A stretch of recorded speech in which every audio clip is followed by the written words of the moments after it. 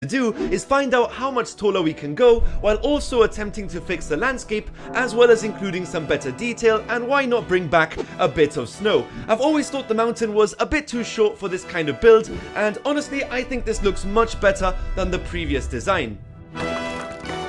Now unfortunately this is just an illusion because the back of the mountain is a complete disaster. I don't have words for this, it's just a big clumpy mess of grass. Not to mention the interior of the mountain is even worse ever since we built this giant throne room. So even though it's going to take a huge amount of effort, I decided to get rid of the entire landscape and very carefully fix the exterior of this giant block, just to make sure everything is nice and tidy.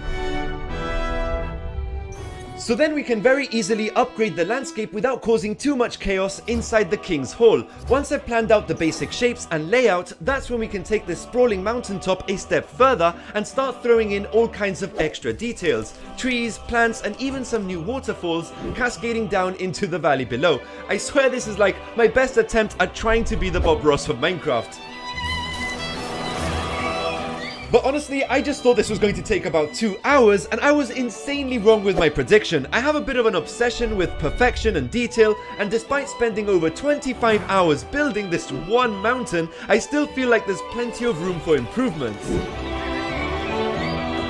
So with the mountain almost complete, we can head over to the dockyard to finish off building this winding path that will finally connect the road to the rest of the mountain. I've put in so much work into this, but we now have a path that leads all the way to one of the oldest builds on this project, pretty much on the opposite side of the mountain. I mean, this has to be one of the last buildings left to transform, and let's just say it's a bit ugly. The building was supposed to be a sort of tavern where travelers could stop by and get some rest before heading further out of the city. Now I have kept the original design just because this is pretty much a landmark at this point. It's one of the oldest buildings on the map, but we could transform this area into a village sometime in the future.